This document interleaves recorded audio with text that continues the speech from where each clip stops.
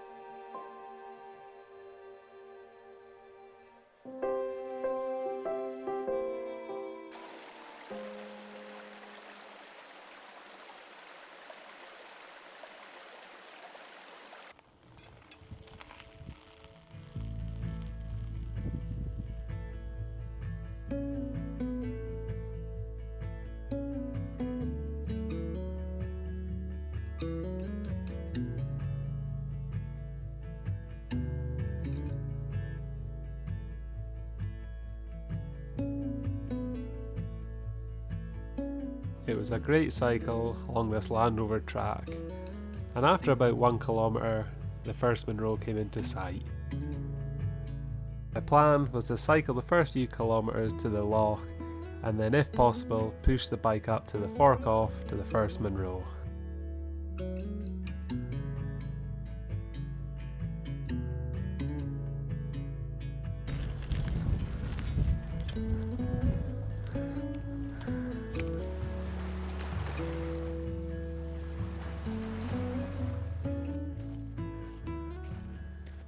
Hi guys, welcome to another video.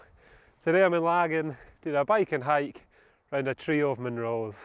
And I bet when you watched the start of this video through the heather that you weren't expecting to see sandy beaches, but here we are. And this is one of the features that these Munros are probably best known for.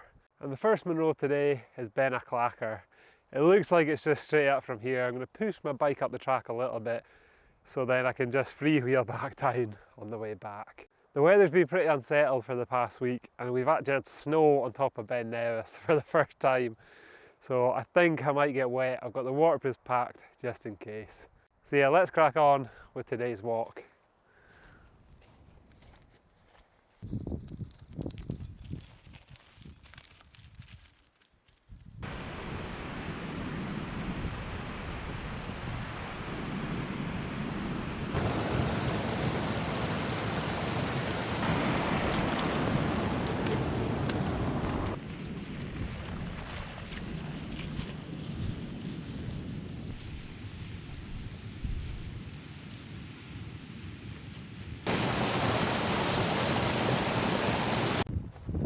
The going got very boggy towards the first Munro, so I definitely recommend gaiters for this part.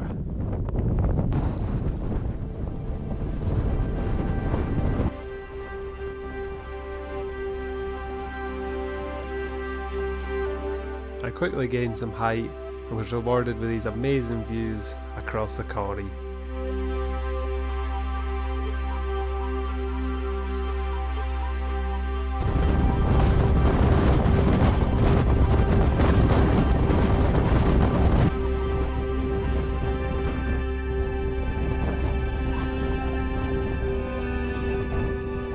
Well guys, that's Munro number 95.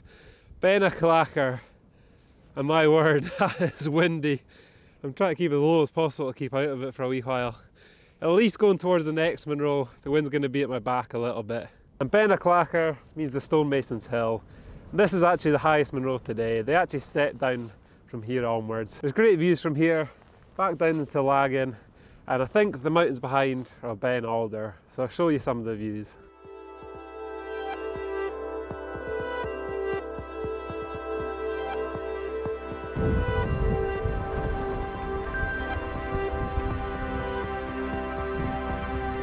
It was pretty rocky coming off that Munro, but in the faraway distance I could see the second Munro of the day.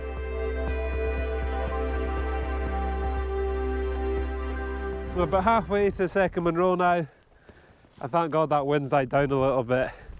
And I'll show you the way I'm going to go. I didn't realise how much descent and reascent there actually is between these Munros, so I'm going to pick up the path there, curve round, and that's the top over there. And there's the rain starting again. I think I'm going to have lunch at the bottom here, where it might be a little bit warmer, so I'll check in then.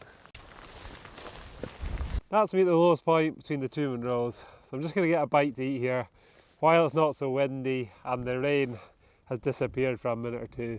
This is one of them days where as soon as you take the waterproofs off, the rain starts, you got to put them back on. And same with my camera. My big camera's in the bag and out the bag, so it's an absolute nightmare. Just been spoilt by the summer and not used to this sort of conditions anymore. So I'm going to get a quick bite to eat here, then make my way up the next Munro.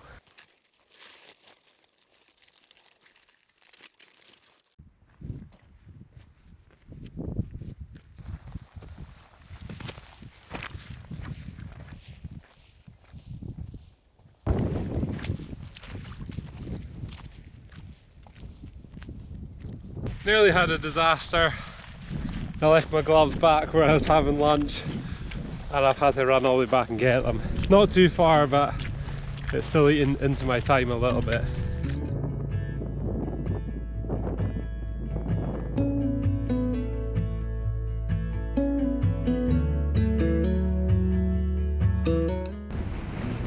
Woo! Munro number 96, Geal Charn. And this one's 1,049 metres high. That means the White Hill. I'm going to get some shelter now.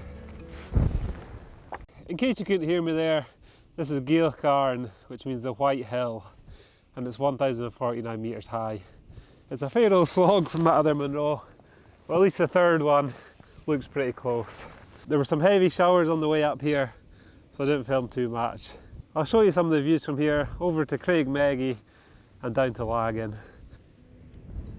While at the top of this Munro, I managed to spot this large aeroplane which was flying really low. It almost looked like it was going to land in Loch Laggan, but I think it was just an RAF training exercise. So I'm just going to make my way to the third and final Munro for today.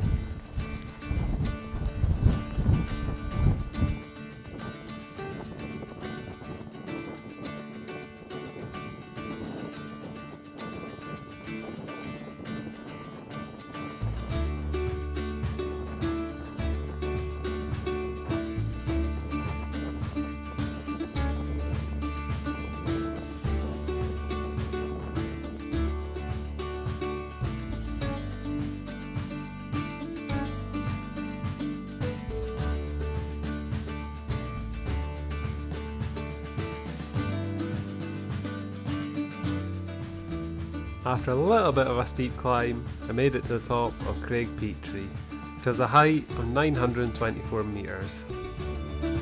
It was blowing an absolute gale here, so I didn't stop to speak to the camera. And this was my 97th Munro. I just took a minute here to admire the great views down to the lochs below. But there are also great views back to the first Munro, Beinn A'Chlachair.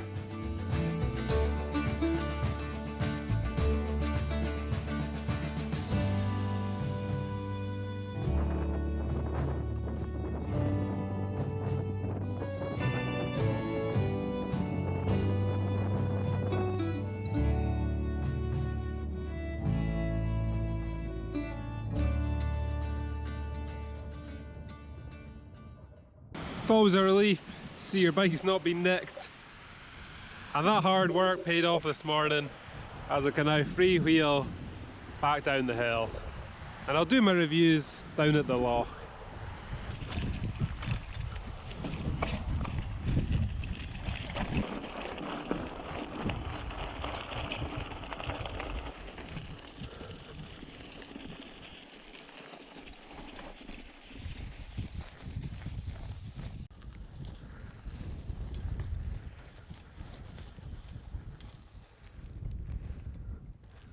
How's that for a view then?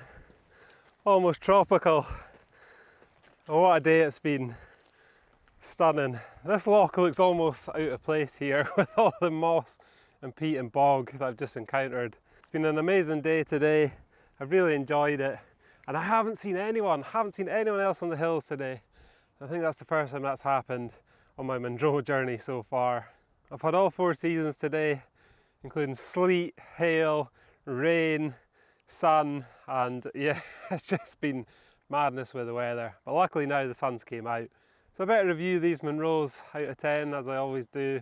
And the first one, Beinn A'Chlachair, I think I'll give that 7.5 out of 10, as the view around the corrie there is incredible.